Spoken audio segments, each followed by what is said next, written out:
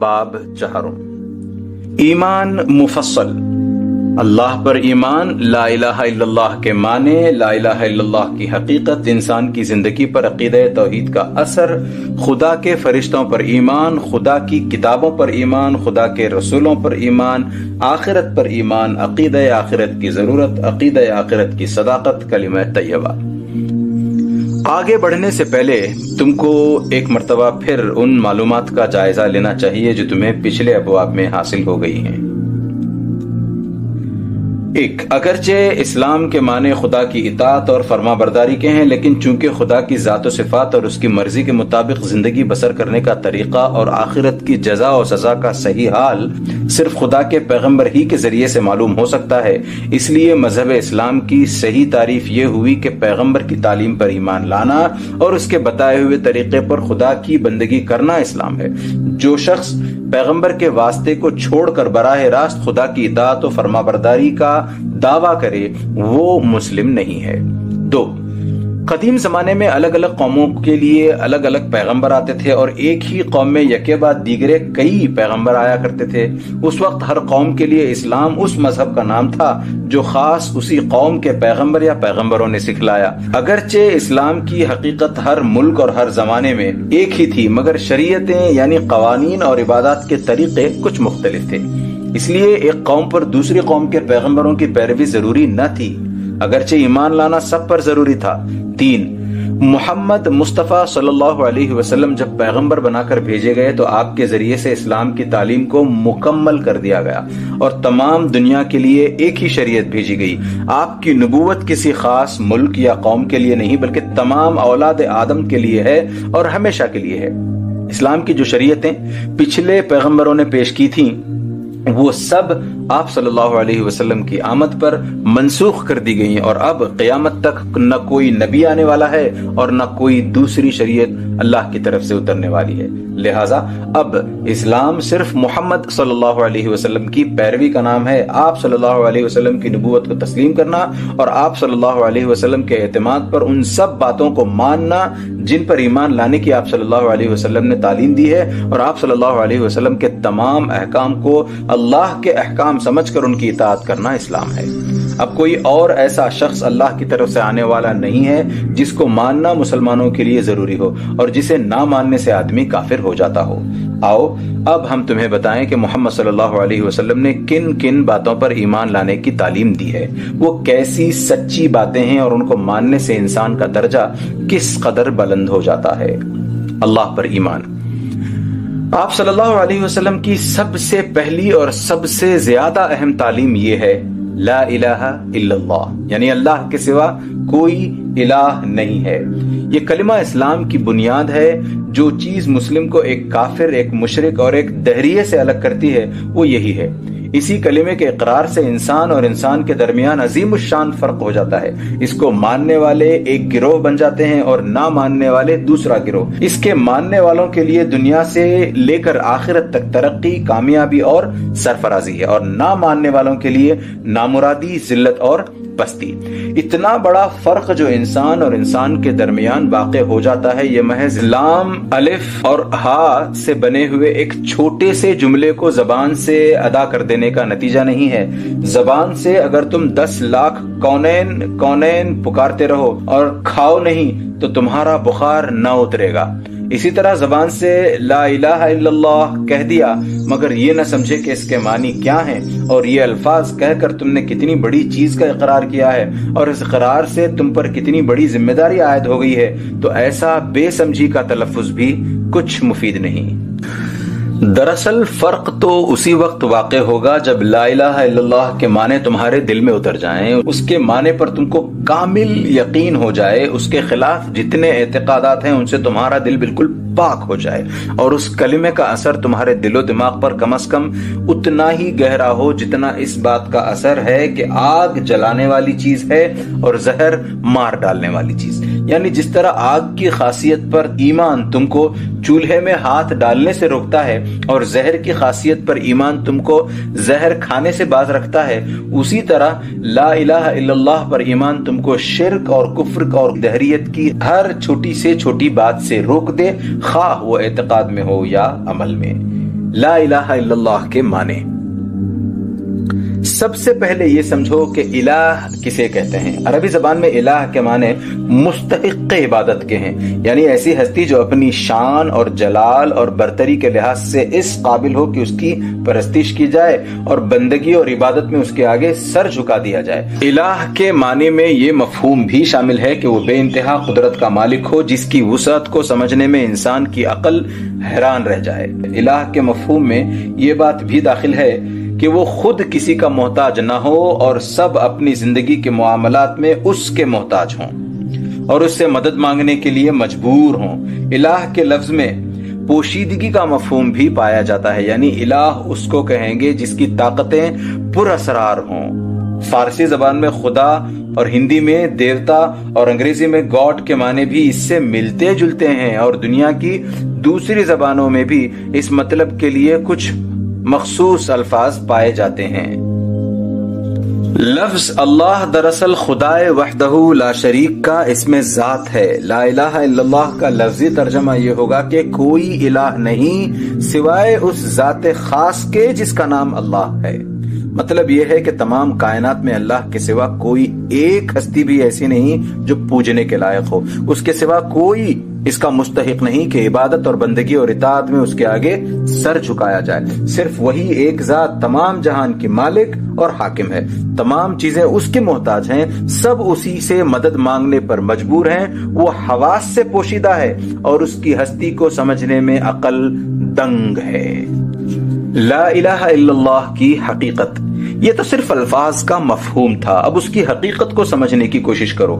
انسان کی قدیم سے قدیم تاریخ کے جو حالات ہم تک پہنچے ہیں اور پرانی سے پرانی قوموں کے جو آثار دیکھے گئے ہیں، ان سے معلوم ہوتا ہے کہ انسان نے ہر زمانے میں کسی نہ کسی کو خدا مانا ہے اور کسی نہ کسی کی عبادت ضرور کی ہے۔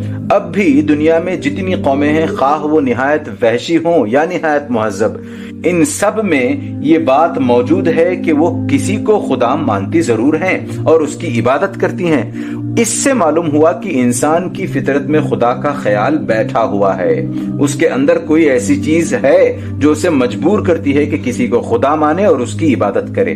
سوال پیدا ہوتا ہے کہ وہ کیا چیز ہے؟ تم خود اپنی ہستی پر اور تمام انسانوں کی حالت پر نظر ڈال کر اس سوال کا جواب معلوم کر سکتے ہو۔ انسان دراصل بندہ ہی پیدا ہوا ہے، وہ فطرتاً محتاج ہے، کمزور ہے، فقیر ہے، بے شمار چیزیں ہیں جو اس کے ہستی کو برقرار رکھنے کے لیے ضروری ہیں، مگر اس کے قبضہ قدرت میں نہیں ہیں۔ آپ سے آپ کو حاصل بھی ہوتی ہیں اور اس سے چھن بھی جاتی ہیں۔ بہت سی چیزیں ہیں جو اس کے لیے فائدہ مند ہیں، ان کو وہ حاصل کرنا چاہتا ہے، مگر کبھی تو وہ اس کو مل جاتی ہیں اور کبھی نہیں ملتی، کیونکہ ان کو حاصل کرنا بالکل اس کے اختیار میں نہیں ہے۔ بہت سی چیزیں ہیں جو اس کو نقصان پہنچاتی ہیں، اس کی عمر بھر کی محنتوں کو آن کی آن میں برباد کر دیتی ہیں، ان کی آرزوؤں کو خاک میں ملا دیتی ہیں، اس کو بیماری اور ہلاکت میں مبتلا کر دیتی ہیں۔ وہ ان کو دفع کرنا چاہتا ہے، کبھی وہ دفع ہو جاتی ہیں اور کبھی نہیں ہوتی۔ اس سے وہ جان لیتا ہے کہ ان کا آنا اور نہ آنا، دفع ہونا یا نہ ہونا اس کے اختیار سے باہر ہے۔ بہت سی چیزیں ہیں جن کی شان و شوکت اور بزرگی کو دیکھ کر وہ مرعوب ہو جاتا ہے۔ پہاڑوں کو دیکھتا ہے، دریاؤں کو دیکھتا ہے، بڑے بڑے ہولناک جانور دیکھتا ہے، ہواؤں کے طوفان اور پانی کے سیلاب اور زمین کے زلزلے دیکھتا ہے، بادلوں کی گرج اور گھٹاؤں کی سیاہی اور بجلی کی کڑک چمک اور موسلا دھار بارش کے مناظر اس کے سامنے آتے ہیں۔ سورج اور چاند اور تارے اس کو گردش کرتے دکھائی دیتے ہیں۔ وہ دیکھتا ہے کہ سب چیزیں کتنی بڑی، کتنی طاقتور، کتنی شاندار ہیں اور ان کے مقابلے میں وہ خود کتنا ضعیف اور حقیر ہے۔ یہ مختلف نظارے اور خود اپنی مجبوریوں کے مختلف حالات دیکھ کر اس کے دل میں آپ سے آپ اپنی بندگی، محتاجی اور کمزوری کا احساس پیدا ہو جاتا ہے، اور جب یہ احساس پیدا ہوتا ہے تو اس کے ساتھ ہی خود بخود الوہیت یعنی خدائی کا تصور بھی پیدا ہو جاتا ہے۔ وہ ان ہاتھوں کا خیال کرتا ہے جو اتنی بڑی طاقتوں کے مالک ہیں۔ ان کی بزرگی کا احساس اسے مجبور کرتا ہے کہ وہ ان کے آگے اپنی عاجزی پیش کرے۔ ان کی نفع پہنچانے والی قوتوں کا احساس اسے مجبور کرتا ہے کہ وہ ان کے آگے مشکل کشائی کے لیے ہاتھ پھیلائے، اور ان کی نقصان پہنچانے والی طاقتوں کا احساس اسے مجبور کرتا ہے کہ وہ ان سے خوف کھائے اور ان کے غضب سے بچے۔ جہالت کے سب سے نیچے درجے میں انسان یہ سمجھتا ہے کہ جو چیزیں اس کو شان اور طاقت والی نظر آتی ہیں یا کسی طرح نفع یا نقصان پہنچاتی ہوئی محسوس ہوتی ہیں، یہی خدا ہیں۔ چنانچہ وہ جانوروں، دریاؤں، پہاڑوں کو پوجتا ہے، زمین کی پرستش کرتا ہے، آگ، بارش، ہوا، چاند اور سورج کی عبادت کرنے لگتا ہے۔ یہ جہالت جب ذرا کم ہوتی ہے اور کچھ علم کی روشنی آتی ہے تو اسے معلوم ہوتا ہے کہ یہ سب چیزیں تو خود اسی کی طرح محتاج اور کمزور ہیں۔ بڑے سے بڑا جانور بھی ایک ادنا مچھر کی طرح مرتا ہے۔ بڑے بڑے دریا خشک ہو جاتے ہیں اور چڑھتے اترتے رہتے ہیں۔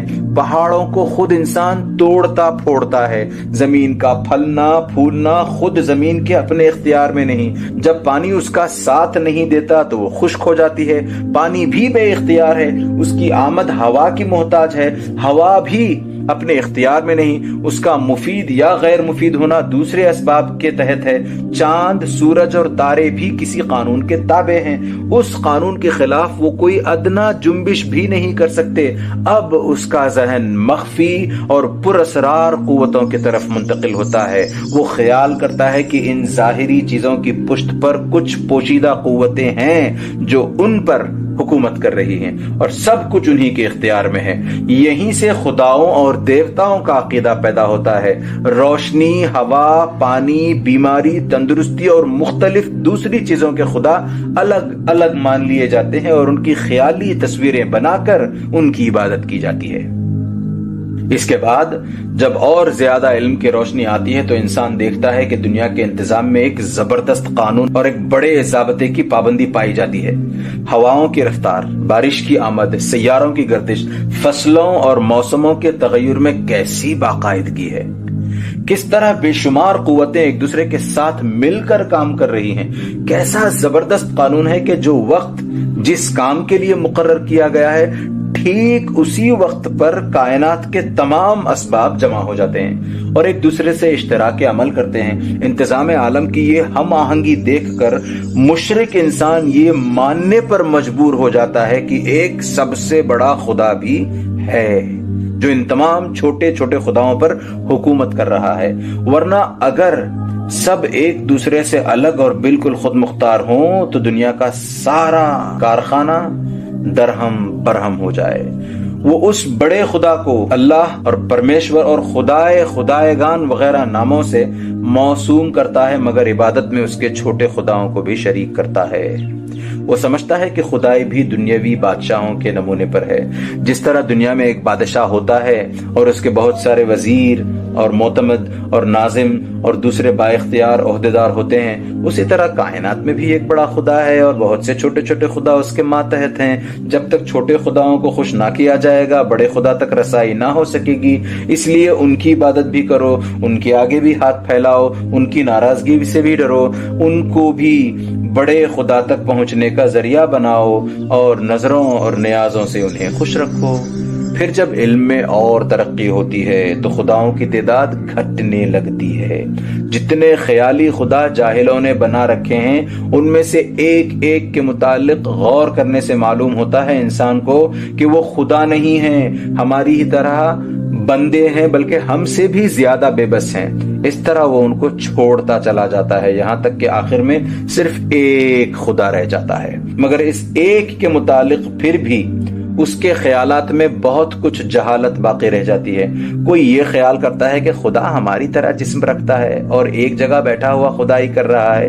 کوئی یہ سمجھتا ہے کہ خدا بیوی بچے رکھتا ہے اور انسان کی طرح اس کے ہاں بھی اولاد کا سلسلہ چل رہا ہے۔ کوئی یہ گمان کرتا ہے کہ خدا انسان کی صورت میں زمین پر اتر آتا ہے۔ کوئی کہتا ہے کہ خدا اس دنیا کے کارخانے کو چلا کر خاموش بیٹھ گیا ہے اور اب کہیں آرام کر رہا ہے۔ کوئی سمجھتا ہے کہ خدا کے ہاں بزرگوں اور روحوں کی سفارش لے جانا ضروری ہے اور ان کو وسیلہ بنائے بغیر وہاں کچھ کام نہیں چلتا۔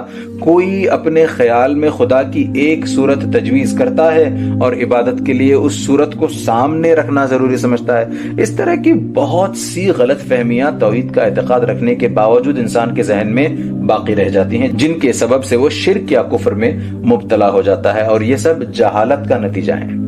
سب سے اوپر لا الہ الا اللہ کا درجہ ہے۔ یہ وہ علم ہے جو خود اللہ عز و جل نے ہر زمانے میں اپنے نبیوں کے ذریعے سے انسان کے پاس بھیجا ہے۔ یہی علم سب سے پہلے انسان آدم علیہ السلام کو دے کر زمین پر اتارا گیا تھا۔ یہی علم آدم علیہ السلام کے بعد نوح علیہ السلام، ابراہیم علیہ السلام، موسیٰ علیہ السلام اور دوسرے تمام پیغمبروں کو دیا گیا تھا۔ پھر اسی علم کو لے کر سب سے آخر میں محمد صلی اللہ علیہ وسلم تشریف لائے۔ یہ خالص علم ہے جس میں جہالت کا شائبہ تک نہیں۔ اوپر ہم نے شرک اور بت پرستی اور کفر کی جتنی تصویریں لکھی ہیں ان سب میں انسان اسی وجہ سے مبتلا ہوا کہ اس نے پیغمبروں کی تعلیم سے منہ موڑ کر خود اپنے حواس اور اپنے عقل پر بھروسہ کیا۔ آؤ ہم بتائیں کہ اس چھوٹے سے فقرے میں کتنی بڑی حقیقت بیان کی گئی ہے۔ ایک، سب سے پہلی چیز الوہیت یعنی خدائی کا تصور ہے۔ یہ وسیع کائنات جس کے آغاز اور انجام اور انتہا کا خیال کرنے سے ہمارا ذہن تھک جاتا ہے، جو نامعلوم زمانے سے چلی آ رہی ہے اور نامعلوم زمانے تک چلی جا رہی ہے، جس میں ایسے ایسے حیرت انگیز کرشمے ہو رہے ہیں کہ ان کو دیکھ کر عقل دنگ رہ جاتی ہے۔ اس کائنات کی خدائی صرف وہی کر سکتا ہے جو غیر محدود ہو، ہمیشہ سے ہو، ہمیشہ رہے، کسی کا محتاج نہ ہو، بے نیاز ہو، قادر مطلق ہو، حکیم اور دانا ہو، ہر چیز کا علم رکھتا ہو اور کوئی چیز اس سے مخفی نہ ہو، سب پر غالب ہو اور کوئی اس کے حکم سے سرتابی نہ کر سکے، بے حساب قوتوں کا مالک ہو اور کائنات کی ساری چیزوں کو اس سے زندگی اور رزق کا سامان باہم پہنچے، عیب، نقص اور کمزوری کی تمام صفات سے پاک ہو اور اس کے کاموں میں کوئی دخل نہ دے سکے۔ 2، خدائی کی یہ تمام صفات ایک ہی ذات میں جمع ہونی ضروری ہیں۔ یہ ناممکن ہے کہ دو ہستیاں یہ صفات برابر رکھتی ہوں، کیونکہ سب پر غالب اور سب پر حاکم تو ایک ہی ہو سکتا ہے۔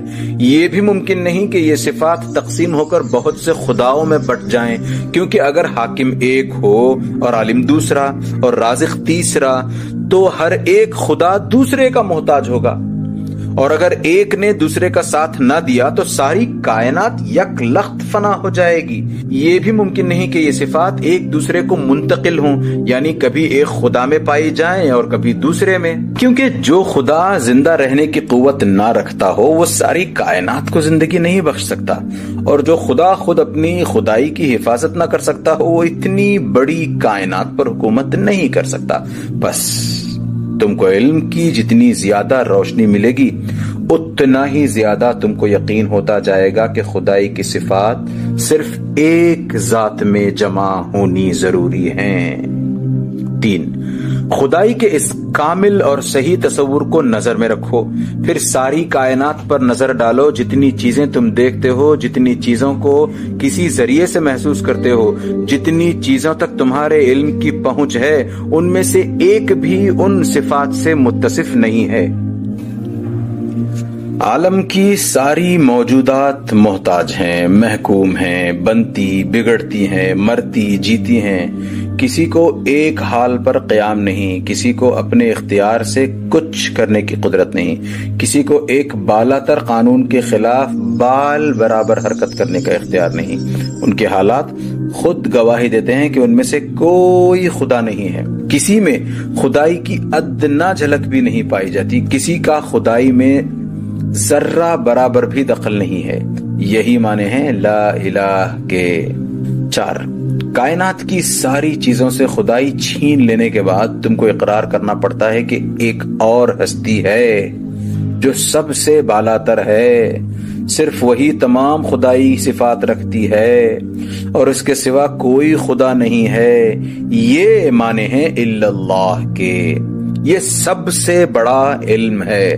تم جس قدر تحقیق اور جستجو کرو گے تم کو یہی معلوم ہوگا کہ یہی علم کا سرا بھی ہے اور یہی علم کی آخری حد بھی۔ طبیعیات، کیمیا، ہیئت، ریاضیات، حیاتیات، حیوانیات، انسانیات، الغرض کائنات کی حقیقتوں کا کھوج لگانے والے جتنے علوم ہیں ان میں سے خواہ کوئی علم لے لو، اس کی تحقیق میں جس قدر تم آگے بڑھتے جاؤ گے لا الہ الا اللہ کی صداقت تم پر زیادہ کھلتی جائے گی اور اس پر تمہارا یقین بڑھتا جائے گا۔ تم کو علمی تحقیقات کے میدان میں ہر قدم پر محسوس ہوگا کہ اس سب سے پہلی اور سب سے بڑی سچائی سے انکار کرنے کے بعد کائنات کی ہر چیز بے معنی ہو جاتی ہے۔ انسان کی زندگی پر عقیدہ توحید کا اثر۔ اب ہم تمہیں بتائیں گے کہ لا الہ الا اللہ کے اقرار سے انسان کی زندگی پر کیا اثر پڑتا ہے اور اس کو نہ ماننے والا دنیا اور آخرت میں کیوں ناکام نامراد ہو جاتا ہے۔ 1. اس کلمے پر ایمان رکھنے والا کبھی تنگ نظر نہیں ہو سکتا۔ وہ ایسے خدا کا قائل ہوتا ہے جو زمین اور آسمان کا خالق، مشرق و مغرب کا مالک اور تمام جہانوں کا پالنے پوسنے والا ہے۔ اس ایمان کے بعد ساری کائنات میں کوئی چیز بھی اس کو غیر نظر نہیں آتی۔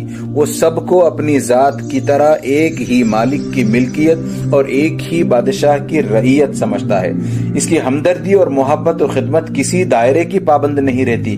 اس کی نظر ویسی ہی غیر محدود ہو جاتی ہے جیسی خود اللہ تعالی کی بادشاہی غیر محدود ہے۔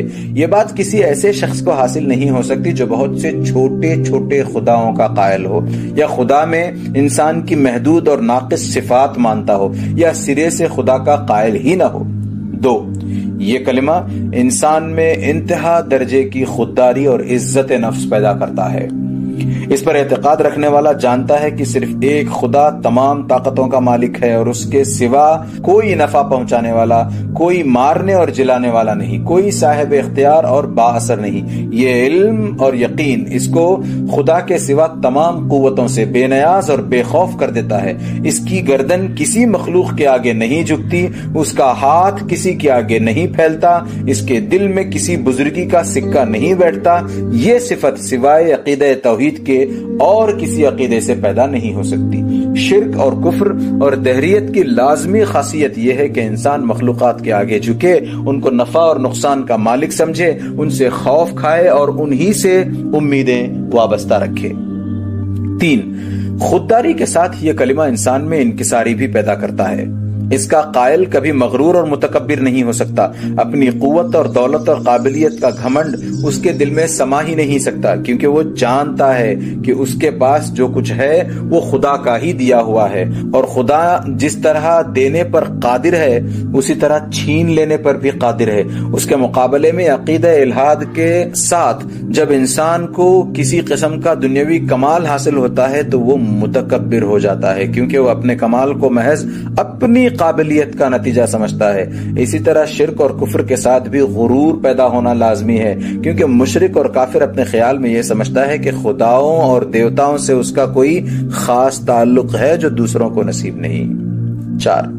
اس کلمے پر اعتقاد رکھنے والا اچھی طریقے سے سمجھتا ہے کہ نفس کی پاکیزگی اور عمل کی نیکی کے سوا اس کی نجات اور فلاح کا کوئی ذریعہ نہیں، کیونکہ وہ ایک ایسے خدا پر اعتقاد رکھتا ہے جو بے نیاز ہے، کسی سے کوئی رشتہ نہیں رکھتا، بے لاگ عدل کرنے والا ہے اور کسی کو اس کی خدائی میں دخل یا اثر نہ حاصل نہیں۔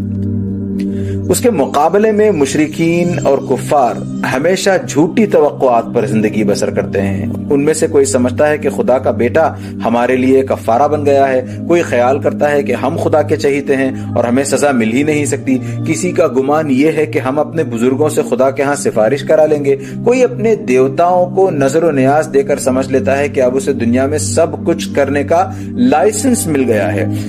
اس قسم کے جھوٹے اعتقادات ان لوگوں کو ہمیشہ گناہوں اور بدکاریوں کے چکر میں پھنسائے رکھتے ہیں، اور وہ ان کے بھروسے پر نفس کی پاکیزگی اور عمل کی نیکی سے غافل ہو جاتے ہیں۔ رہے دہریے تو وہ سرے سے یہ اعتقاد ہی نہیں رکھتے کہ کوئی بالا تر ہستی ان سے بھلے یا برے کاموں کی باز پرس کرنے والی بھی ہے، اس لیے وہ دنیا میں اپنے آپ کو آزاد سمجھتے ہیں۔ ان کے نفس کی خواہش ان کی خدا ہوتی ہے اور وہ اس کے بندے ہوتے ہیں۔ 5. اس کلمے کا قائل کسی حال میں مایوس اور دل شکستہ نہیں ہوتا۔ وہ ایک ایسے خدا پر ایمان رکھتا ہے جو زمین و آسمان کے سارے خزانوں کا مالک ہے، جس کے فضل و کرم بے حد و حساب ہیں اور جس کی قوتیں بے پایا ہیں، یہ ایمان اس کے دل کو غیر معمولی تسکین بخشتا ہے، اس کو اطمینان سے بھر دیتا ہے اور ہمیشہ امیدوں سے لبریز رکھتا ہے۔ چاہے وہ تمام دنیا کے دروازوں سے ٹھکرا دیا جائے، سارے اسباب کا رشتہ ٹوٹ جائے اور وسائل و ذرائع ایک ایک کر کے اس کا ساتھ چھوڑ دیں، پھر بھی ایک خدا کا سہارا کسی حال میں اس کا ساتھ نہیں چھوڑتا اور اسی کے بل بوتے وہ نئی امیدوں کے ساتھ کوشش پر کوشش کیے چلا جاتا ہے۔ یہ اطمینان قلب عقیدہ توحید کے سوا کسی اور عقیدے سے حاصل نہیں ہو سکتا۔ مشرکین اور کفار اور دہریے چھوٹے دل کے ہوتے ہیں، ان کا بھروسہ محدود طاقتوں پر ہوتا ہے، اس لیے مشکلات میں بھی بہت جلد مایوسی ان کو گھیر لیتی ہے اور اکثر ایسی حالتوں میں وہ خودکشی تک کر گزرتے ہیں۔ 6. اس کلمے کا اعتقاد انسان میں عزم اور حوصلہ اور صبر و توکل کی زبردست طاقت پیدا کر دیتا ہے۔ وہ جب خدا کی خوشنودی کے لیے دنیا میں بڑے بڑے کام انجام دینے کے لیے اٹھتا ہے تو اس کے دل میں یہ یقین ہوتا ہے کہ میری پشت پر زمین و آسمان کے بادشاہ کی قوت ہے۔ یہ خیال اس میں پہاڑ کی سی مضبوطی پیدا کرتا ہے اور دنیا کی ساری مشکلات اور مصیبتیں اور مخالف طاقتیں مل کر بھی اس کو اپنے عزم سے ہٹا نہیں سکتی۔ 7. یہ کلمہ انسان کو بہادر بنا دیتا ہے۔ دیکھو، آدمی کو بزدل بنانے والی دراصل 2 چیزیں ہوتی ہیں، ایک تو جان اور مال اور بال بچوں کی محبت، دوسرے یہ خیال کہ خدا کے سوا کوئی اور مارنے والا ہے اور یہ کہ آدمی اپنی تدبیر سے موت کو ٹال سکتا ہے۔ لا الہ الا اللہ کا اعتقاد ان دونوں چیزوں کو دل سے نکال دیتا ہے۔ پہلی چیز تو اس لیے نکل جاتی ہے کہ اس کا قائل اپنی جان و مال اور ہر چیز کا مالک خدا ہی کو سمجھتا ہے اور اس کی خوشنودی کے لیے سب کچھ قربان کرنے پر تیار ہو جاتا ہے۔ رہی دوسری چیز تو وہ اس وجہ سے باقی نہیں رہتی کہ لا الہ الا اللہ کہنے والے کے نزدیک جان لینے کی قدرت کسی انسان یا حیوان یا توپ یا تلوار یا لکڑی یا پتھر میں نہیں ہے، اس کا اختیار صرف خدا کو ہے اور اس نے موت کا جو وقت مقرر کر دیا ہے اس سے پہلے دنیا کی تمام قوتیں مل کر بھی چاہیں تو کسی کی جان نہیں لے سکتی۔ یہی وجہ ہے کہ اللہ پر ایمان رکھنے والے سے زیادہ بہادر دنیا میں کوئی نہیں ہوتا۔ اس کے مقابلے میں تلواروں کی باڑھ اور گولیوں کی بوچھاڑ اور فوجوں کی یورش سب ناکام ہو جاتی ہیں۔ جب وہ خدا کی راہ میں لڑنے کے لیے بڑھتا ہے تو اپنے سے 10 گنی طاقت کا بھی منہ پھیر دیتا ہے۔ مشرکین اور کفار اور دہریے یہ قوت کہاں سے لائیں گے؟ ان کی تو جان ان کو سب سے زیادہ پیاری ہوتی ہے اور وہ یہ سمجھتے ہیں کہ موت دشمن کے لانے سے آتی ہے اور ان کے بھاگنے سے بھاگ سکتی ہے۔ 8. لا الہ الا اللہ کا اعتقاد انسان میں قناعت اور بے نیازی کی شان پیدا کر دیتا ہے۔ حرص، ہوس، شک، حسد کے رقیق جذبات اس کے دل سے نکال دیتا ہے۔ کامیابی حاصل کرنے کے لیے ناجائز اور ذلیل طریقے اختیار کرنے کا خیال تک اس کے ذہن میں نہیں آنے دیتا۔ وہ سمجھتا ہے کہ رزق اللہ کے ہاتھ میں ہے، جس کو چاہے زیادہ دے، جس کو چاہے کم دے۔ عزت، طاقت اور ناموری اور حکومت سب کچھ خدا کے اختیار میں ہے۔ وہ اپنی مصلحتوں کے لحاظ سے جس کو جس قدر چاہتا ہے عطا کرتا ہے۔ ہمارا کام صرف اپنی حد تک جائز کوشش کرنا ہے۔ کامیابی اور ناکامی خدا فضل پر موقوف ہے۔ وہ اگر دینا چاہے تو دنیا کی کوئی طاقت، کوئی قوت اسے روک نہیں سکتی اور اگر وہ نہ دینا چاہے تو کوئی طاقت دلوا نہیں سکتی۔ اس کے مقابلے میں مشرکین اور کفار اور دہریے اپنی کامیابی اور ناکامی کو اپنی کوشش اور دنیاوی طاقتوں کی مدد یا مخالفت پر موقوف سمجھتے ہیں، اس لیے ان میں حرص اور ہوس مسلط رہتی ہے۔ کامیابی حاصل کرنے کے لیے رشوت، خوشامد، سازش اور ہر قسم کے بدترین ذرائع اختیار کرنے میں انہیں باک نہیں ہوتا۔ دوسروں کی کامیابی پر رشک و حسد میں جلے مرتے ہیں اور ان کو نیچا دکھانے کی کوئی بری سے بری تدبیر بھی نہیں چھوڑتے۔ 9. سب سے بڑی چیز یہ ہے کہ لا الہ الا اللہ کا اعتقاد انسان کو خدا کے قانون کا پابند بناتا ہے۔ اس کلمے پر ایمان لانے والا یقین رکھتا ہے کہ خدا ہر چھپی اور کھلی چیز سے باخبر ہے، ہماری شہرت سے بھی زیادہ قریب ہے۔ اگر ہم رات کے اندھیرے میں اور تنہائی کے گوشے میں بھی کوئی گناہ کریں تو خدا کو اس کا علم ہے اور ہمارے دل کی گہرائی میں بھی کوئی برا ارادہ پیدا ہو خدا کو پہلے سے وہ پتا ہوتا ہے. ہم سب سے چھپا سکتے ہیں مگر خدا سے نہیں چھپا سکتے. سب سے بھاگ سکتے ہیں مگر خدا کی سلطنت سے نہیں نکل سکتے. سب سے بچ سکتے ہیں مگر خدا کی پکڑ سے بچنا غیر ممکن ہے. یہ یقین جتنا مضبوط ہوگا اتنا ہی زیادہ انسان اپنے خدا کے احکام کا مطیع ہوگا. جس چیز کو خدا نے حرام قرار دیا ہے وہ اس کے پاس کبھی نہ پھٹکے گا، اور جس چیز کا اس نے حکم دیا ہے وہ اس کو تنہائی اور تاریکی میں بھی بچا لائے گا، کیونکہ اس کے ساتھ ایک ایسی پولیس لگی ہوئی ہے جو کسی حال میں اس کا پیچھا نہیں چھوڑتی، اور اس کو ایسی عدالت کا کھٹکا لگا رہتا ہے جس کے وارنٹ سے وہ کہیں بھاگ ہی نہیں سکتا.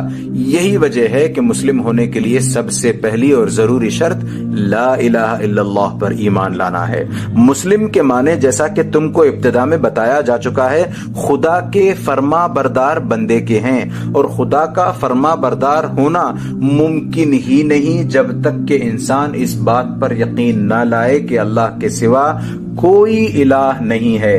محمد صلی اللہ علیہ وسلم کی تعلیم میں یہ ایمان باللہ سب سے اہم اور بنیادی چیز ہے. یہ اسلام کا مرکز ہے، اس کی جڑ ہے، اس کی قوت کا منبع ہے. اس کے سوا اسلام کے جتنے اعتقادات اور احکام اور قوانین ہیں سب اسی بنیاد پر قائم ہیں، اور ان سب کو اسی مرکز سے قوت پہنچتی ہے. اس کو ہٹا دینے کے بعد اسلام کوئی چیز نہیں رہتا.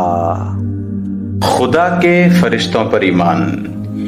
ایمان باللہ کے بعد دوسری چیز جس پر آپ صلی اللہ علیہ وسلم نے ایمان لانے کی ہدایت فرمائی ہے وہ ہے فرشتوں کی ہستی.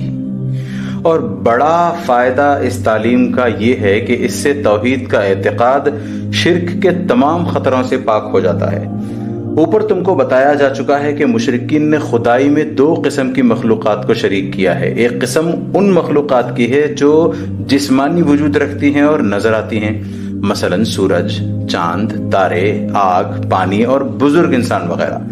دوسری قسم ان مخلوقات کی ہے جن کا وجود جسمانی نہیں ہے بلکہ وہ نظروں سے اوجھل ہیں اور پس پردہ کائنات کا انتظام کر رہی ہیں، مثلا کوئی ہوا چلانے والی، کوئی پانی برسانے والی اور کوئی روشنی بہم پہنچانے والی. ان میں سے پہلی قسم کی چیزیں تو انسان کی آنکھوں کے سامنے موجود ہیں، اس لیے ان کی خدائی کی نفی خود لا الہ الا اللہ کے الفاظ سے ہی ہو جاتی ہے. لیکن دوسری قسم کی مخلوقات پوشیدہ اور پر اسرار ہیں. مشرکین زیادہ تر انہی کے گرویدہ ہیں، انہی کو دیوتا اور خدا کی اولاد اور خدا سمجھتے ہیں، انہی کی فرضی مورتیں بنا کر نظر و نیاز چڑھاتے ہیں. لہٰذا توحید الہی کو شرک کے اس دوسرے شعبے سے پاک کرنے کے لیے ایک مستقل عقیدہ بیان کیا گیا ہے. نبی کریم صلی اللہ علیہ وسلم نے ہمیں بتایا ہے کہ یہ پوشیدہ نورانی ہستیاں جن کو تم دیوتا اور خدا اور اولاد خدا کہتے ہو، یہ دراصل خدا کے فرشتے ہیں. ان کا خدائی میں کوئی دخل نہیں، یہ سب خدا کے تابع فرمان ہیں اور اس قدر مطیع ہیں کہ حکم الہی سے بال برابر بھی سرتابی نہیں کر سکتے. خدا ان کے ذریعے سے اپنی سلطنت کی تدبیر کرتا ہے اور یہ ٹھیک ٹھیک اس کے فرمان بجا لاتے ہیں. ان کو خود اپنے اختیار سے کچھ کرنے کی قدرت نہیں، یہ اپنی طرف سے خدا کے حضور میں کوئی تجویز پیش نہیں کر سکتے. ان کی اتنی مجال بھی نہیں کہ اس کے سامنے کسی کی سفارش کر دیں. ان کی عبادت کرنا اور ان سے مدد مانگنا تو انسان کے لیے ذلت ہے، کیونکہ روز اول میں اللہ تعالیٰ نے ان سے آدم علیہ السلام کو سجدہ کرایا تھا اور ان سے بڑھ کر آدم کو علم عطا کیا تھا اور ان کو چھوڑ کر آدم علیہ السلام کو زمین کی خلافت عطا کی تھی. بس جو انسان خود ان فرشتوں کا مسجود ہے اس کے لیے اس سے بڑھ کر کیا ذلت ہو سکتی ہے کہ وہ الٹا ان کے آگے سجدے کرے اور ان سے بھیک مانگے. نبی کریم صلی اللہ علیہ وسلم نے ایک طرف تو ہم کو فرشتوں کی پرستش کرنے اور خدائی میں ان کو شریک ٹھہرانے سے روک دیا، दूसरी तरफ आप सल्लल्लाहु अलैहि वसल्लम ने हमें ये बताया कि फरिश्ते खुदा की बरगुज़ीदा मखलूक हैं, गुनाहों से पाक हैं, उनकी फितरत ऐसी है कि वो खुदा के अहकाम की नाफरमानी कर ही नहीं सकते।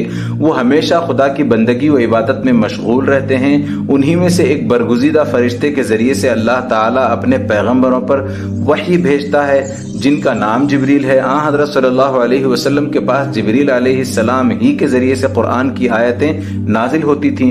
उन्हीं फरिश्तों में वो फरिश्ते भी मौजूद हैं जो हर वक्त तुम्हारे साथ लगे हुए हैं, तुम्हारी हर अच्छी और बुरी हरकत को हर वक्त देखते रहते हैं, तुम्हारी हर अच्छी बुरी बात को हर वक्त सुनते और नोट करते हैं। उनके पास हर शख्स की जिंदगी का रिकॉर्ड महफूज रहता है। मरने के बाद जब तुम खुदा के सामने हाजिर होगे तो ये तुम्हारा नामा-ए अमाल पेश कर देंगे और तुम देखोगे कि उम्र भर तुमने छिपे और खुले जो भी नेकियां और बदियां की थी वो सब इसमें मौजूद हैं।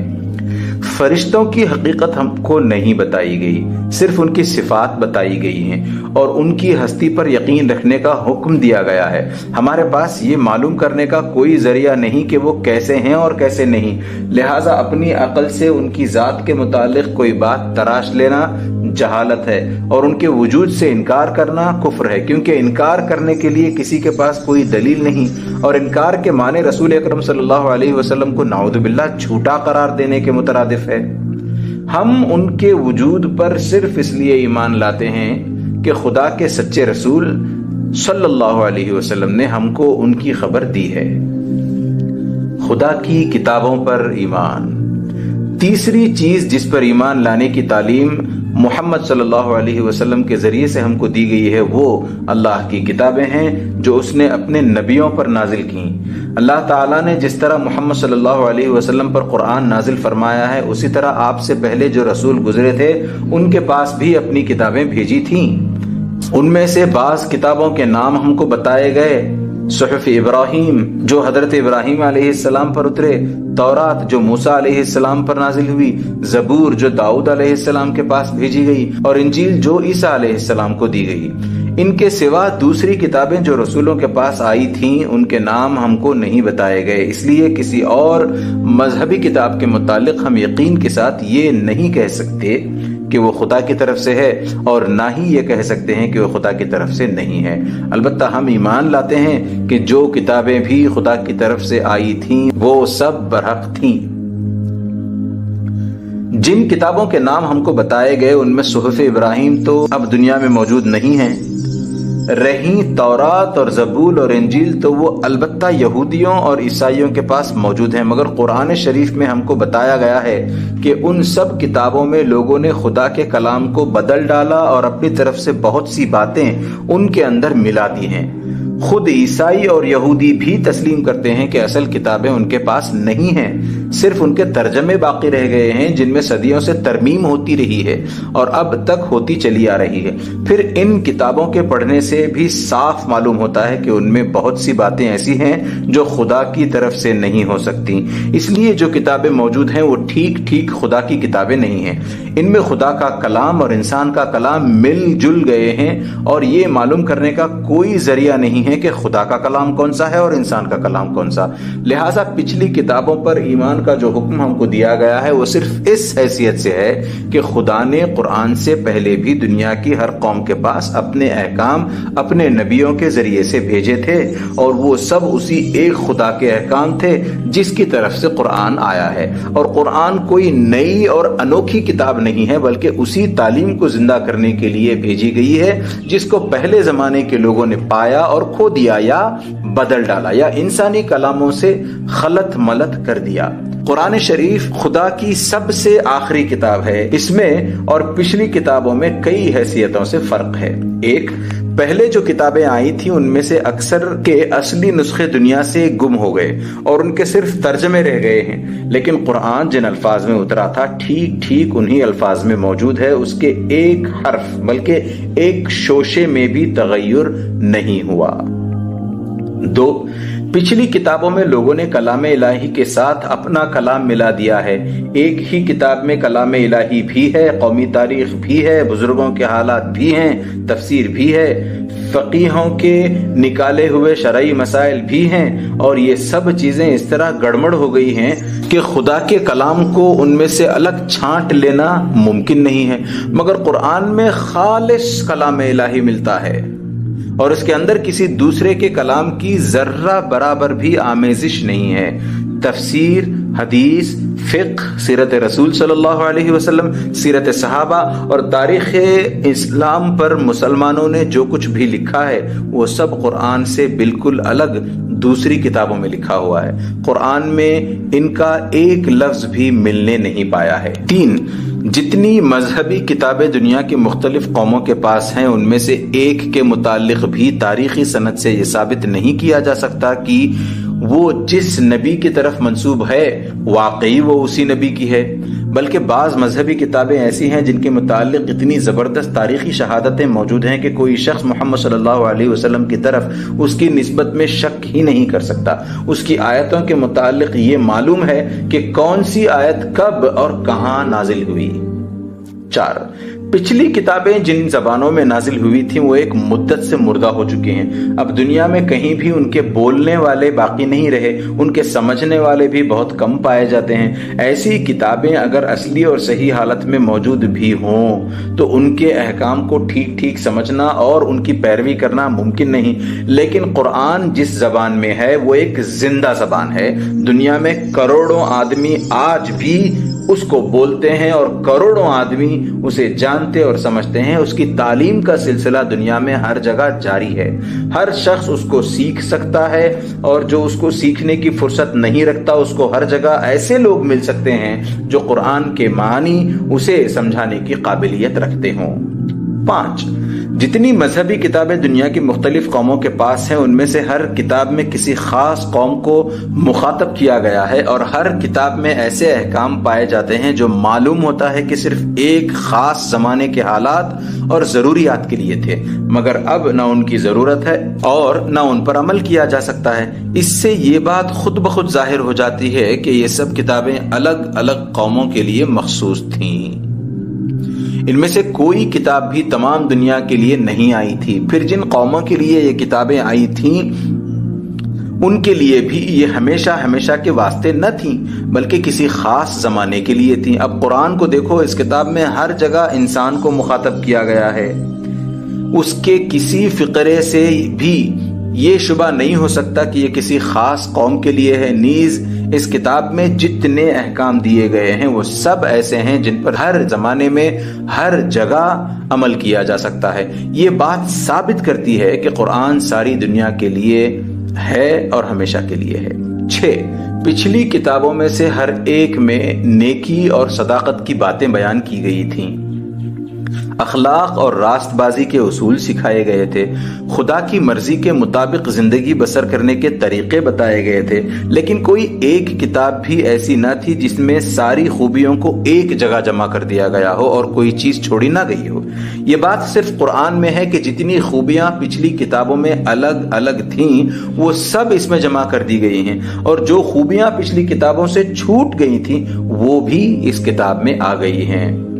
7، تمام مذہبی کتابوں میں انسان کے دخل در معقولات سے ایسی باتیں مل گئی ہیں جو حقیقت کے خلاف ہیں، عقل کے خلاف ہیں، ظلم اور بے انصافی پر مبنی ہیں، انسان کے عقیدے اور عمل دونوں کو خراب کرتی ہیں، حتیٰ کہ بہت سی کتابوں میں فحش اور بد اخلاقی کی باتیں بھی پائی جاتی ہیں۔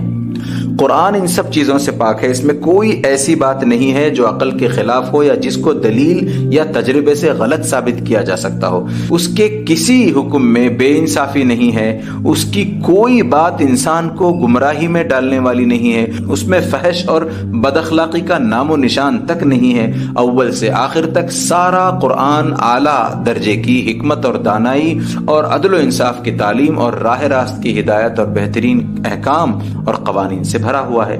یہی خصوصیات ہیں جن کی بنا پر تمام دنیا کی قوموں کو ہدایت دی گئی ہے کہ قرآن پر ایمان لائیں اور تمام کتابوں کو چھوڑ کر صرف اسی ایک کتاب کی پیروی کریں، کیونکہ انسان کو خدا کی مرضی کے مطابق زندگی بسر کرنے کے لیے جس قدر ہدایت کی ضرورت ہے وہ سب اس میں بے کم و کاست بیان کر دی گئی ہیں۔ یہ کتاب آ جانے کے بعد کسی دوسری کتاب کی حاجت باقی نہیں رہتی۔ جب تم کو یہ معلوم ہوگا کہ قرآن اور دوسری کتابوں میں کیا فرق ہے تو یہ بات تم خود سمجھ سکتے ہو کہ دوسری کتابوں پر ایمان اور قرآن پر ایمان میں کیا فرق ہونا چاہیے۔ پچھلی کتابوں پر ایمان صرف تصدیق کی حد تک ہے، یعنی وہ سب خدا کی طرف سے تھیں اور سچی تھیں اور اسی غرض کے لیے آئی تھیں جس کو پورا کرنے کے لیے قرآن آیا ہے۔ اور قرآن پر ایمان اس حیثیت سے ہے کہ یہ خدا کا خالص کلام ہے، سراسر حق ہے، اس کا ہر لفظ محفوظ ہے، اس کی ہر بات سچی ہے، اس کے ہر حکم کی پیروی فرض ہے اور ہر وہ بات رد کر دینے کے قابل ہے جو قرآن کے خلاف ہو۔ خدا کے رسولوں پر ایمان۔ کتابوں کے بعد ہم کو خدا کے تمام رسولوں پر بھی ایمان لانے کی ہدایات کی گئی ہیں۔ یہ بات تم کو پچھلے باب میں بتائی جا چکی ہے کہ خدا کے رسول تمام قوموں کے پاس آئے تھے اور ان سب نے اسی اسلام کی تعلیم دی تھی جس کی تعلیم دینے کے لیے آخر میں محمد صلی اللہ علیہ وسلم تشریف لائے۔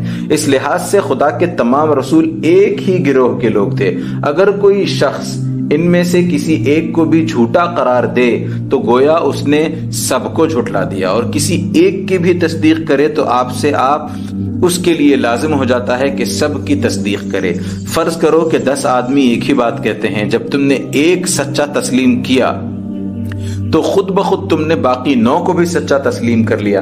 اگر تم ایک کو جھوٹا کہو گے تو اس کے معنی یہ ہیں کہ تم نے خود اس بات ہی کو جھوٹ قرار دے دیا ہے جو وہ بیان کر رہا ہے، اور اس سے 10 کی تکذیب لازم آئے گی۔ یہی وجہ ہے کہ اسلام میں تمام رسولوں پر ایمان لانا ضروری ہے۔ جو شخص کسی رسول پر ایمان نہ لائے وہ کافر ہوگا، خواہ باقی رسولوں کو مانتا ہو۔ روایات میں ہے کہ دنیا کی مختلف قوموں میں جو نبی بھیجے گئے ہیں ان کی تعداد 1,24,000 ہے۔ اگر تم خیال کرو کہ دنیا کب سے آباد ہے اور اس میں کتنی قومیں گزر چکی ہیں تو یہ تعداد کچھ بھی زیادہ معلوم نہیں ہوگی۔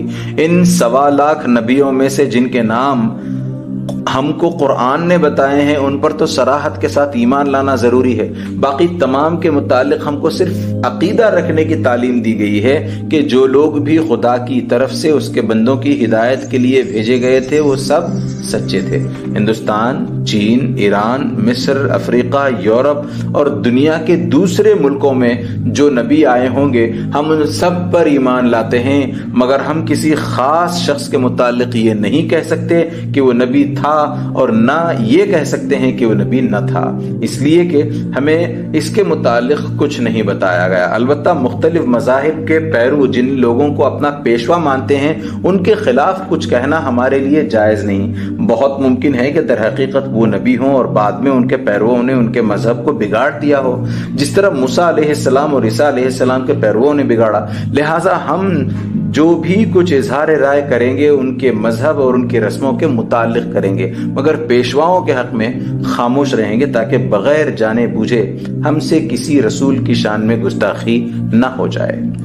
پچھلے رسولوں میں اور محمد صلی اللہ علیہ وسلم میں اس لحاظ سے تو کوئی فرق نہیں کہ آپ کی طرح وہ بھی سچے تھے، خدا کے بھیجے ہوئے تھے، اسلام کا سیدھا راستہ بتانے والے تھے اور ہمیں سب پر ایمان لانے کا حکم دیا گیا ہے۔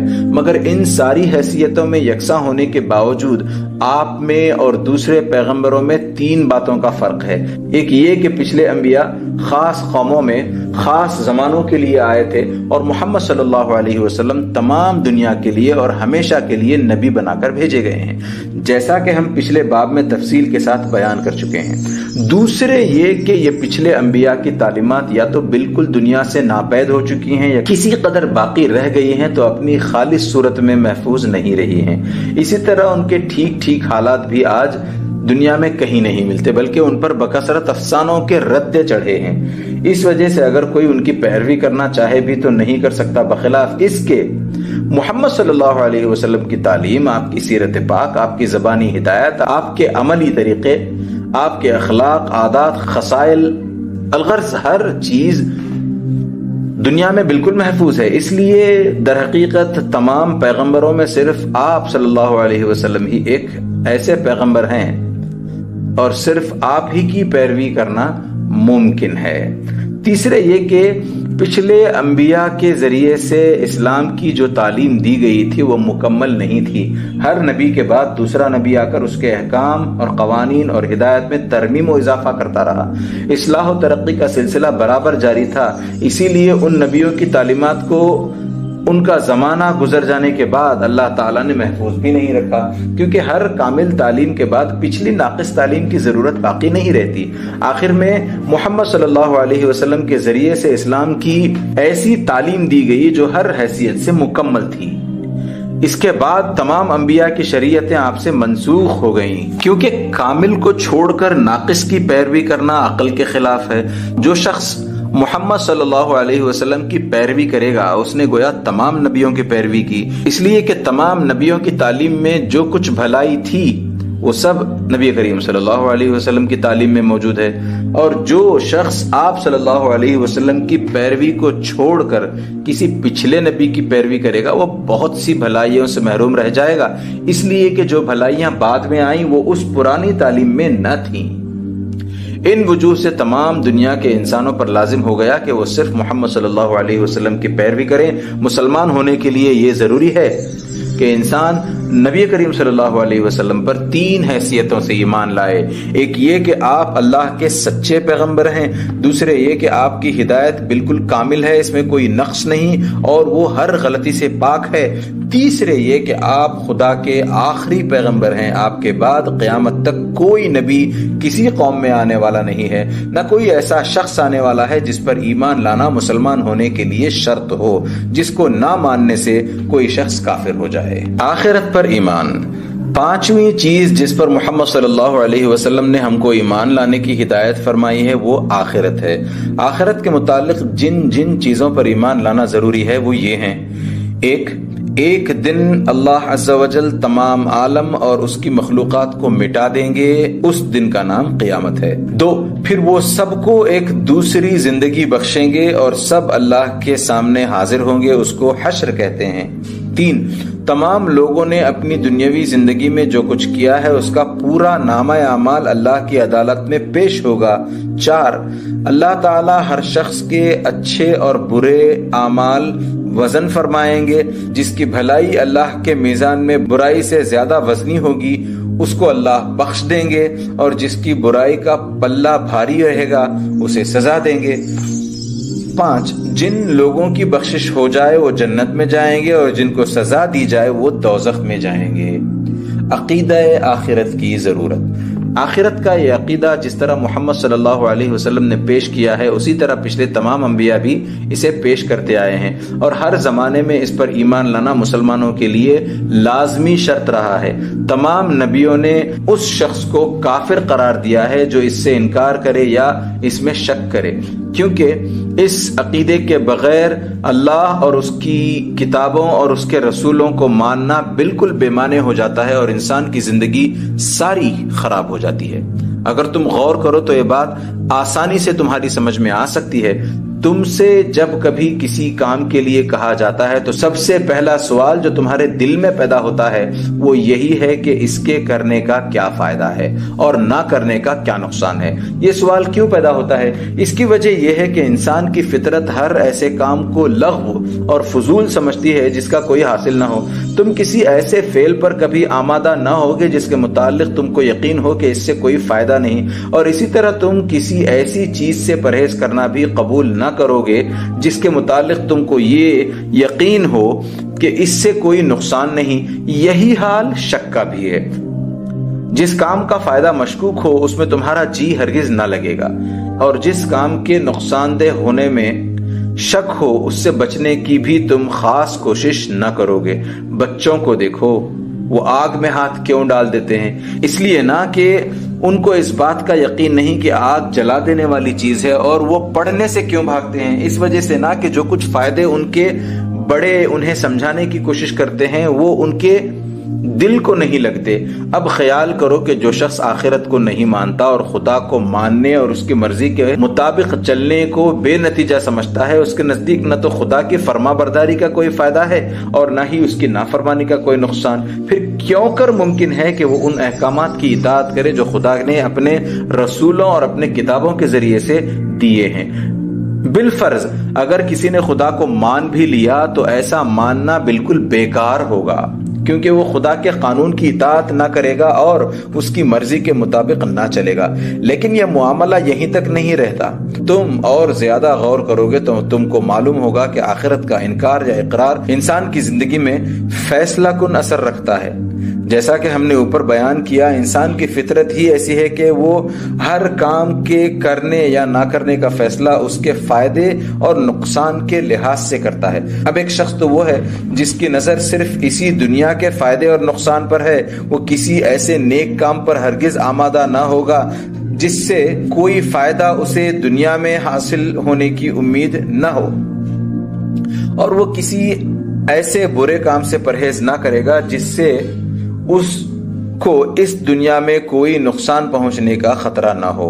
ایک دوسرا شخص ہے جس کی نظر افعال کے آخری نتائج پر ہے، وہ دنیا کے فائدے اور نقصانات کو محض عارضی چیز سمجھے گا۔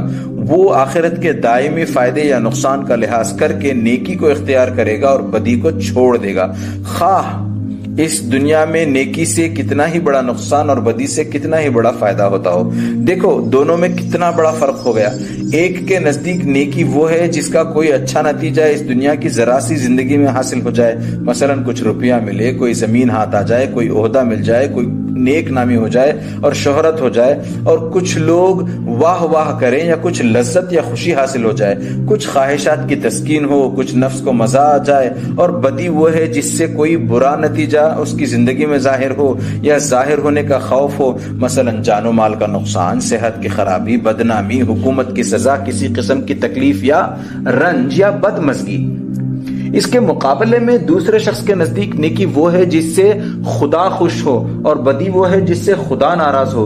نیکی اگر دنیا میں اس کو کسی قسم کا فائدہ پہنچائے بلکہ الٹا نقصان ہی نقصان دے، تب بھی وہ اس کو نیکی ہی سمجھتا ہے اور یقین رکھتا ہے کہ آخرکار خدا اس کو ہمیشہ باقی رکھنے والا فائدہ عطا کرے گا۔ اور بدی سے خواہ یہاں کسی قسم کا نقصان نہ پہنچے، نہ نقصان کا خوف ہو، بلکہ سراسر فائدہ ہی فائدہ نظر آئے، پھر بھی وہ اس کو بدی ہی سمجھتا ہے اور یقین رکھتا ہے کہ اگر میں دنیا کی اس مختصر زندگی میں سزا سے بچ گیا اور چند روز مزے لوٹتا بھی رہا، تب بھی آخر کار خدا کے عذاب سے نہ بچوں گا۔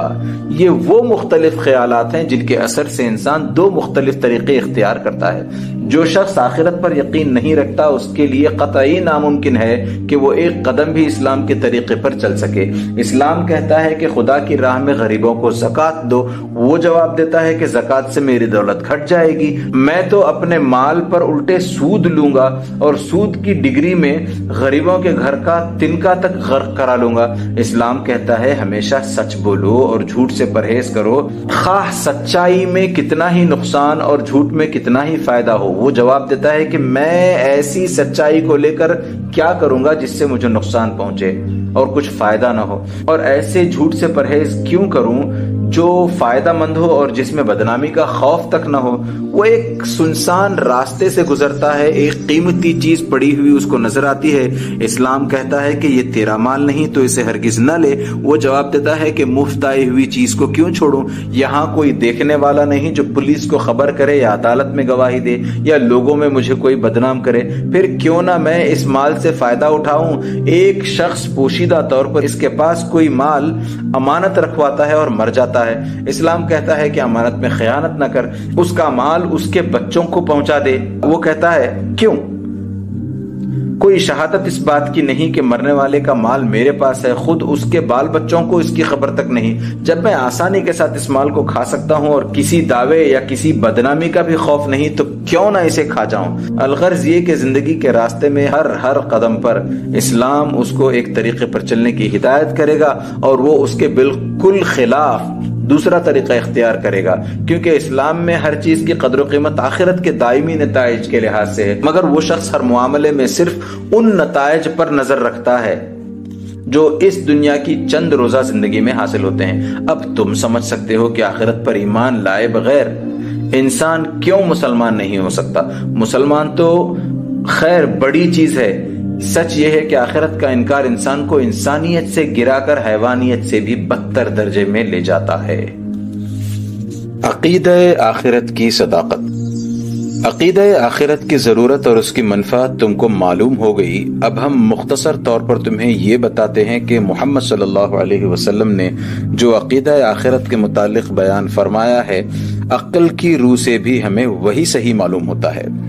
اگرچہ اس عقیدے پر ہمارا ایمان صرف رسول خدا صلی اللہ علیہ وسلم کے اعتماد پر ہے، عقل پر اس کا مدار نہیں ہے، لیکن جب ہم غور و فکر سے کام لیتے ہیں تو ہم کو آخرت کے متعلق تمام عقیدوں میں سب سے زیادہ یہی عقیدہ مطابق عقل معلوم ہوتا ہے۔ آخرت کے متعلق دنیا میں 3 مختلف عقیدے پائے جاتے ہیں۔ ایک گروہ کہتا ہے کہ انسان مرنے کے بعد فنا ہو جاتا ہے، اس کے بعد کوئی زندگی نہیں۔ یہ دہریوں کا خیال ہے جو سائنسدان ہونے کا دعویٰ کرتے ہیں۔ دوسرا گروہ کہتا ہے کہ انسان اپنے اعمال کا نتیجہ بھگتنے کے لیے بار بار اسی دنیا میں جنم لیتا ہے۔ اگر اس کے اعمال برے ہیں تو وہ دوسرے جنم میں کوئی جانور مثلا کتا یا بلی بن کر آئے گا، یا کوئی درخت بن کر پیدا ہوگا، یا کسی بدتر درجے کے انسان کی شکل اختیار کرے گا، اور اگر اچھے اعمال ہیں تو زیادہ اونچے درجے پر پہنچے گا۔ یہ خیال بعض خام مذہبوں میں پایا جاتا ہے۔ تیسرا گروہ قیامت اور حشر اور خدا کی عدالت میں پیشی اور جزا و سزا پر ایمان رکھتا ہے۔ یہ تمام انبیاء کا متفقہ عقیدہ ہے۔ اب پہلے گروہ کے عقیدے پر غور کرو۔ ان لوگوں کا کہنا ہے کہ مرنے بعد کسی کو زندہ ہوتے ہوئے ہم نے نہیں دیکھا، ہم تو یہی دیکھتے ہیں کہ جو مرتا ہے وہ مٹی میں مل جاتا ہے، لہٰذا مرنے کے بعد کوئی زندگی نہیں۔ مگر غور کرو، کیا یہ کوئی دلیل ہے؟ مرنے کے بعد تم نے کسی کو زندہ ہوتے نہیں دیکھا تو تم زیادہ سے زیادہ کہہ سکتے ہو کہ ہم نہیں جانتے کہ مرنے کے بعد کیا ہوگا۔ اس سے آگے بڑھ کر تم یہ جو دعویٰ کرتے ہو کہ ہم جانتے ہیں کہ مرنے کے بعد کچھ نہ ہوگا، اس کا تمہارے پاس کیا ثبوت ہے؟ ایک گنوار نے اگر ہوائی جہاز نہیں دیکھا تو وہ کہہ سکتا ہے کہ مجھے معلوم نہیں کہ ہوائی جہاز کیا چیز ہے، لیکن جب وہ کہے گا کہ میں جانتا ہوں کہ ہوائی جہاز جیسی کوئی چیز ہے ہی نہیں تو عقل مند اس کو احمق کہیں گے۔ اس لیے کہ اس کا کسی چیز کو نہ دیکھنا یہ معنی نہیں رکھتا کہ وہ چیز سرے سے ہے ہی نہیں۔ ایک آدمی کیا اگر ساری دنیا کے لوگوں نے بھی کسی چیز کو نہ دیکھا تو یہ دعویٰ نہیں کیا جا سکتا کہ وہ ہے ہی نہیں یا ہو ہی نہیں سکتی۔ اس کے بعد دوسرے عقیدے کو لیجئے۔ اس عقیدے کی روح سے ایک شخص جو اس وقت انسان ہے وہ اس لیے انسان ہوگا کہ جب وہ جانور تھا تو اس نے اچھے عمل کیے تھے، اور ایک جانور جو اس وقت جانور ہے تو وہ اس لیے جانور ہو گیا ہے کہ انسان کی جیون میں اس نے برے عمل کیے تھے۔ دوسرے الفاظ میں یوں کہو کہ انسان اور حیوان اور درخت ہونا سب دراصل پہلے جنم کے اعمال کا نتیجہ ہے۔ اب سوال یہ ہے کہ پہلے کیا چیز تھی؟ اگر کہتے ہو کہ پہلے انسان کا قالب اس کو کسی اچھے عمل کے بدلے میں ملا، اگر کہتے ہو کہ حیوان تھا یا درخت تھا، ماننا پڑے گا کہ اس سے پہلے انسان ہو، ورنہ سوال ہوگا کہ درخت یا حیوان کا قالب اس کو کس برے عمل کی سزا میں ملا ہے۔ الغرض یہ کہ اس عقیدے کے ماننے والے مخلوقات کی ابتدا کسی جیون سے بھی قرار نہیں دیتے، کیونکہ ہر جیون سے پہلے ایک جیون ہونا ضروری ہے تاکہ بعد والے جیون کے عمل کا نتیجہ قرار دیا جائے۔ یہ بات صریح عقل کے خلاف ہے۔ اب تیسرے عقیدے کو لو۔ اس میں سب سے پہلے یہ بیان کیا گیا ہے کہ ایک دن قیامت آئے گی اور خدا اپنے اس کارخانے کو توڑ پھوڑ کر نئے سرے سے ایک دوسرا زیادہ اعلیٰ درجے کا پائیدار کارخانہ بنائے گا۔ یہ ایسی بات ہے کہ جس کے صحیح ہونے میں کسی شک کی گنجائش نہیں رہتی۔ دنیا کے اس کارخانے پر جتنا غور کیا جاتا ہے اتنا ہی زیادہ اس کا ثبوت ملتا ہے کہ یہ دائمی کارخانہ نہیں ہے، کیونکہ جتنی قومیں اس میں کام کر رہی ہیں وہ سب محدود ہیں اور ایک روز ان کا ختم ہو جانا یقینی ہے۔ اس لیے تمام سائنسدان اس بات پر متفق ہو چکے ہیں کہ ایک دن سورج ٹھنڈا اور بے نور ہو جائے گا، سیارے ایک دوسرے سے ٹکرائیں گے اور دنیا تباہ ہو جائے گی۔ دوسری بات یہ بھی بیان کی گئی ہے کہ انسان کو دوبارہ زندگی بخشی جائے گی۔ کیا ناممکن ہے؟ اگر ناممکن ہے تو اب جو زندگی انسان کو حاصل ہے یہ کیسے ممکن ہو گئی؟ ظاہر ہے کہ جس خدا نے اس دنیا میں انسان کو پیدا کیا وہ دوسری دنیا میں بھی پیدا کر سکتا ہے۔ تیسری بات یہ ہے کہ انسان نے اس دنیا کی زندگی میں جتنے عمل کیے ہیں ان سب کا ریکارڈ محفوظ ہے اور حشر کے دن پیش ہوگا۔ یہ ایسی چیز ہے جس کا ثبوت آج ہم کو اس دنیا میں بھی مل رہا ہے۔ پہلے سمجھا جاتا تھا کہ جو آواز ہمارے منہ سے نکلتی ہے وہ ہوا میں تھوڑی سی لہر پیدا کر کے فنا ہو جاتی ہے، مگر اب معلوم ہوا ہے کہ ہر آواز اپنے گرد و پیش پر اپنا نقش چھوڑتی ہے جس کو دوبارہ پیدا کیا جا سکتا ہے۔ چنانچہ گراموفون کا ریکارڈ اسی اصول پر بنا ہے۔ اسی سے یہ معلوم ہوا کہ ہماری ہر حرکت کا ریکارڈ ان تمام چیزوں پر منقوش ہو رہا ہے جن کے ساتھ اس حرکت کا کسی طور پر تصادم ہوتا ہے۔ جب حال یہ ہے تو یہ بات بالکل یقینی معلوم ہوتی ہے کہ ہمارا پورا نامہ اعمال محفوظ ہے اور دوبارہ اس کو حاضر کیا جا سکتا ہے۔ چوتھی بات یہ ہے کہ خدا حشر کے دن عدالت کرے گا اور حق کے ساتھ ہمارے اچھے برے اعمال کی جزا و سزا دے گا۔ اس کو کون ناممکن کہہ سکتا ہے؟ اس میں کون سی بات خلاف عقل ہے؟ عقل تو خود یہ چاہتی ہے کہ کبھی خدا کی عدالت ہو اور ٹھیک ٹھیک حق کے ساتھ فیصلے کیے جائیں۔ ہم دیکھتے ہیں کہ ایک شخص نیکی کرتا ہے اور اس کا کوئی فائدہ اس دنیا میں اس کو نہیں حاصل ہوتا، ایک شخص بدی کرتا ہے اور اس سے کوئی نقصان اس کو نہیں پہنچتا۔ یہی نہیں بلکہ ہم ہزاروں مثالیں ایسی دیکھتے ہیں کہ ایک شخص نے نیکی کی اور اسے الٹا نقصان ہوا، ایک دوسرے شخص نے بدی کی اور وہ خوب مزے کرتا ہے۔ اس قسم کے واقعات کو دیکھ کر عقل مطالبہ کرتی ہے کہ کہیں نہ کہیں نیکی کا اور شریر آدمی کو شرارت کا پھل ملنا چاہیے۔ آخری چیز جنت اور جہنم ہے۔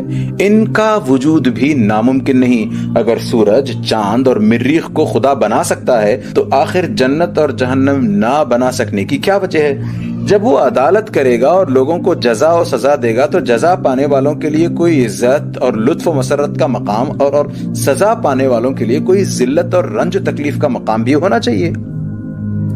ان باتوں پر جب تم غور کرو گے تو تمہاری عقل خود کہے گی کہ انسان کے انجام کے متعلق جتنے عقیدے دنیا میں پائے جاتے ہیں ان میں زیادہ دل کو لگتا ہوا عقیدہ یہی ہے، اور اس میں کوئی چیز خلاف عقل یا ناممکن نہیں لگتی۔ پھر جب ایسی ایک بات محمد صلی اللہ علیہ وسلم جیسے سچے نبی نے بیان کی ہے اور اس میں سراسر ہماری بھلائی ہے تو عقل مندی یہ ہے کہ اس پر یقین کیا جائے، نہ یہ کہ خواہ مخواہ بلا کسی دلیل کے شک کیا جائے۔ کلمہ طیبہ، یہ 5 عقیدے تاہم قدر پر ایمان کا عقیدہ، یہ 6 عقیدوں کا خلاصہ صرف ایک کلمے میں آ جاتا ہے، لا الہ الا اللہ محمد الرسول اللہ۔ جب تم لا الہ الا اللہ کہتے ہو تو تمام باطل معبودوں کو چھوڑ کر صرف ایک خدا کی بندگی کا اقرار کرتے ہو، اور جب محمد الرسول اللہ کہتے ہو تو اس بات کی تصدیق کرتے ہو کہ محمد صلی اللہ علیہ وسلم اللہ کے رسول ہیں۔ رسالت کی تصدیق کے ساتھ خود بخود یہ بات تم پر لازم آتی ہے کہ خدا کی ذات و صفات اور ملائکہ اور کتب آسمانی اور انبیاء و آخرت اور قدر کے متعلق جو کچھ اور جیسا کچھ نبی کریم صلی اللہ علیہ وسلم نے تعلیم فرمایا ہے اس پر ایمان لاؤ، اور اللہ کی عبادت اور فرما برداری کا جو طریقہ آپ صلی اللہ علیہ وسلم نے بتایا ہے اس کی پیروی کرو۔